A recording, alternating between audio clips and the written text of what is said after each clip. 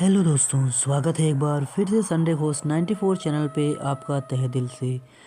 आज की कहानी एक भूतिया खौफनाक चर्च की है जो कि एक वीरान जंगल में स्थित है।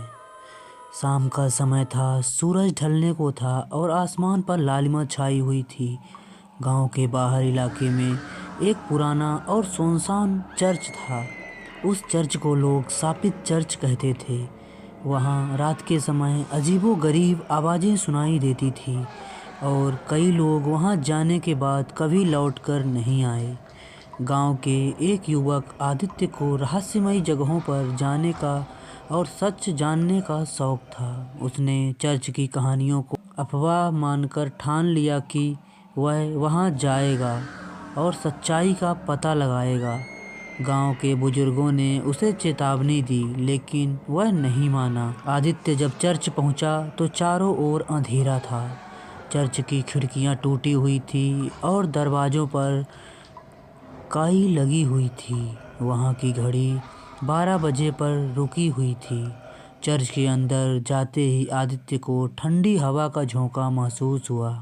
अंदर हर चीज़ धूल और जालों से ढकी हुई थी। अचानक उसे एक बच्चे के रोने की आवाज़ सुनाई दी।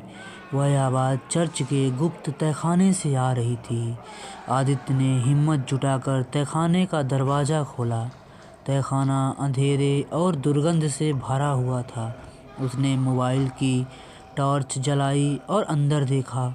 वहाँ एक पुरानी लकड़ी की कुर्सी पर एक काले कपड़े में लिपटी हुई आकृति बैठी थी। जैसे ही उसने नज़दीक जाने की कोशिश की, आकृति ने अपनी आंखें खोली। उसकी आंखें पूरी तरह लाल थीं और चेहरे पर गहरे कट थे। वह औरत एक पल में कुर्सी से गायब हो गई, लेकिन आदित्य के पीछे से हंसने की भयानक आवाज़ आने लगी।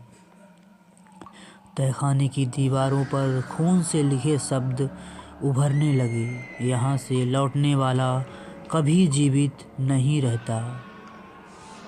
आदित्य को वहाँ एक पुरानी किताब मिली। उस किताब में चर्च के पादरी और उसकी बेटी के बारे में लिखा था। पादरी की बेटी रोजा को 200 साल पहले एक अनुष्ठान में बलि दे दी गई थी। उसकी आत्मा आज भी चर्च में कैद थी और वह हर उस व्यक्ति को अपना शिकार बनाती थी जो वहाँ आने की जुर्रत करता था। आदित्य ने डर के मारे किताब फेंक दी और तहखाने से बाहर भागा, लेकिन जैसे ही उसने चर्च का दरवाज़ा खोलना चाहा, वह दरवाज़ा बंद हो गया। तभी रोजा की आत्मा उसके सामने प्रकट हुई। वह ज़ोर ज़ोर से हंसने लगी और फिर चीखते हुए उसकी ओर बढ़ी। अगली सुबह गांव वालों ने चर्च के बाहर आदित्य की जली हुई तस्वीर पाई। कहते हैं आदित्य उस रात चर्च में रोजा की आत्मा का शिकार हो गया। आज भी रात के समय चर्च के पास से गुजरने वाले लोग आदित्य की चीखें सुनते हैं। ये हमारी कहानी आपको कैसी लगी कमेंट बॉक्स पर ज़रूर बताएं और हमारे वीडियो को लाइक शेयर सब्सक्राइब करें चैनल को। मिलते हैं एक नई कहानी के साथ, तब तक के लिए बाय बाय।